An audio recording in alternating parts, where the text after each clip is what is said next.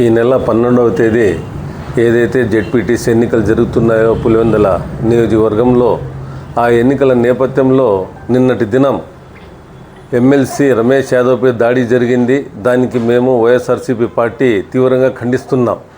కూటమి ప్రభుత్వం, కూటమి నేతలు ముందుగానే పసిగట్టినారు. వైఎస్ఆర్సీపీ పార్టీ ఈ పదవిని కైవసం చేసుకుంటుందని గ్రహించి వీళ్ళు హత్యా రాజకీయాలకు పాల్పడుతున్నారు. మీరు ఈ ఒక మాట గమనించండి. మీరు ఏ రకంగా కానీ మీరు ప్రయత్నం చేసినా ఎలాంటి పరిస్థితుల్లో వైఎస్ఆర్సీపీ పార్టీ ఈ పదవిని జెడ్పీటీసీ పోస్ట్ని మేము కైవసం చేసుకుంటాం.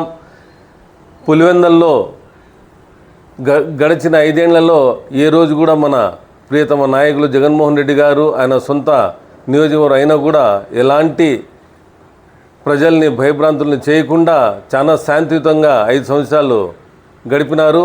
కానీ ఈ కూటమి ప్రభుత్వం వచ్చిన తర్వాత పులివెందుల పైనే కాకుండా ఈ రాష్ట్రంలో ఆటవిక రాజ్యం సాగుతుంది.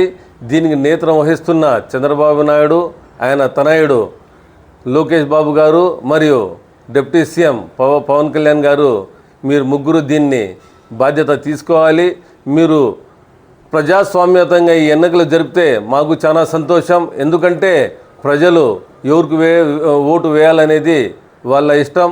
వాళ్ళు తప్పకుండా ఏదైతే పార్టీ వైఎస్ఆర్సీపీ పార్టీ చాలా ప్రజాస్వామ్యయుతంగా పోతుంది, ఆ పార్టీకి వాళ్ళు ఓటు వేసి గెలిపిస్తారు. లేకపోతే మీ ప్రభుత్వం చేస్తున్న సంక్షేమం ఉందో లేకపోతే అభివృద్ధి ఏమన్నా ఉంటే అది గ్రహించి తప్పకుండా మీకు ఓటు వేస్తారు.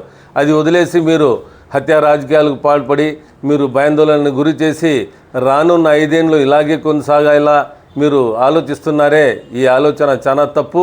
మీరు ఎలాంటి పరిస్థితుల్లో ఇది విరమించుకోవాలి.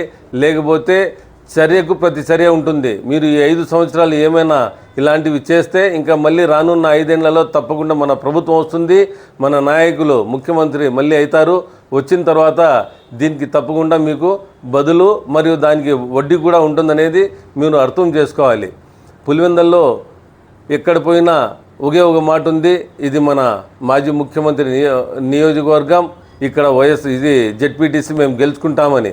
కానీ మీరు అది అర్థం చేసుకోకుండా అన్నెసెసరీగా పోలీస్ వ్యవస్థని వాడుకొని పోలీసుల్ని తొత్తులుగా మార్చుకొని మీరు ఇలాంటి కార్యక్రమాలు చేయడం చాలా తప్పని మిమ్మల్ని మేము హెచ్చరిస్తున్నాం. అదేగాక ఏదైతే రెడ్ బుక్ రాజ్యాంగం అని మీరు మిథున్ రెడ్డి గారిని లిక్కర్ స్కామ్లో అనవసరంగా ఇరికించినారో అది కూడా చాలా అన్పార్లమెంటరీ. తప్పకుండా ఆయన కడిగిన ముత్యంలా త్వరలోనే బయటికి వచ్చి 12వ తేదీ ఆయన తీర్పు రిజర్వ్ ఉంది.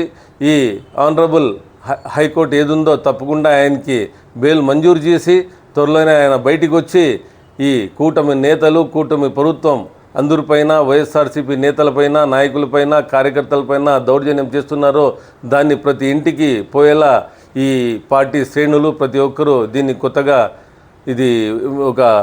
ఇది స్టార్ట్ చేస్తారని నేను అందరినీ విన్నవించుకుంటూ, తెలుగుదేశం కూటమి ప్రభుత్వం త్వరలోనే పతనం స్టార్ట్ అవుతా ఉంది.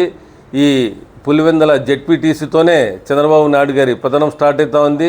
వచ్చే లోకల్ బాడీ ఎలక్షన్స్లో, మున్సిపల్ ఎలక్షన్స్లో మీరు ఎంత భయభ్రాంతులు చేసినా ప్రజలు ఇక్కడ భయపడరు, వైసీపీ శ్రేణులు భయపడరు. కాబట్టి మీరే భయపడాలి ప్రజలు ఇచ్చిన తీర్పును చూసి. కాబట్టి ఈ పులివెందుల ఎన్నిక తప్పకుండా వైఎస్ఆర్సీపీ కైవసం చేసుకుంటుందని మిమ్మల్ని అందరినీ నేను తెలియజేసుకుంటున్నాను.